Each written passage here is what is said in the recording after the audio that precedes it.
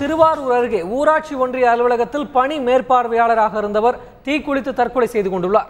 நன்னிலம் ஒன்றியத்தில் பணி மேற்பார்வையாளராக பணிபுரிந்து வந்த முத்துகிருஷ்ணன் தமது சொந்த ஊரான திருவாரூருக்கு பணியிட மாற்றம் கோரி விண்ணப்பித்திருந்தார். அந்த அலுவலகத்தில் பணிபுரியும் செயற்பொறியாளர் செந்தில்குமாருக்கும் முத்துகிருஷ்ணனுக்கும் இடையே மோதல் இருந்ததாக கூறப்படுகிறது. இந்நிலையில் முத்துகிருஷ்ணன் தீக்குளித்து தற்கொலை செய்து கொண்டார். தற்கொலைக்கு காரணமானவர் மீது நடவடிக்கை எடுக்க கோரி திருவாரூர் மாவட்டம் முழுவதும் ஊராட்சி ஒன்றிய அலுவலர்கள் வேலைநிறுத்த போராட்டத்தில் ஈடுபட்டுள்ளனர்.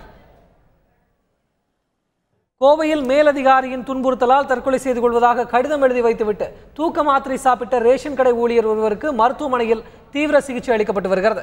கோவை சிங்காநல்லூர் பகுதியில் உள்ள நியாய விலை கடையில் எடையாளராக வேலை பார்த்து வரும் சக்திவேல் தற்கொலை செய்ய முயன்று கோவை அரசு பொது மருத்துவமனையில் தீவிர சிகிச்சை பிரிவில் அனுமதிக்கப்பட்டுள்ளார்.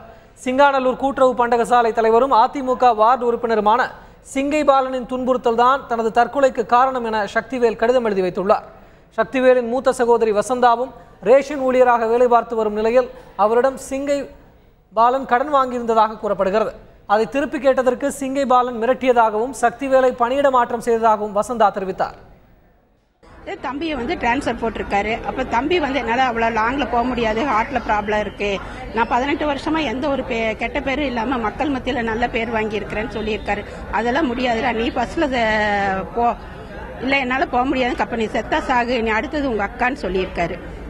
அவர் லெட்டர் எழுதி வச்சுட்டு எனக்கு ஃபோன் பண்ணாரு. நான் டேப்லெட் சாப்பிட்டுட்டேன், உங்களோட கடைசியாக நான் பேசுகிறேன், நீ செத்து நான் அதை கண்ணில் பார்க்க முடியாது சொல்லிட்டு அதோட அப்படியே விட்டுட்டாருங்க சார். நான் தாங்க சார் ஹாஸ்பிட்டலில் கொண்டு அட்மிட் பண்ணேன்.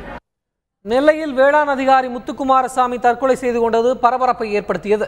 அதையடுத்து சென்னையில் ரேஷன் கடை ஊழியர் இளங்கோ என்பவர் மேலதிகாரிகள் கடும் தொல்லை தருவதாக கூறி தற்கொலை செய்து கொண்டது குறிப்பிடத்தக்கது.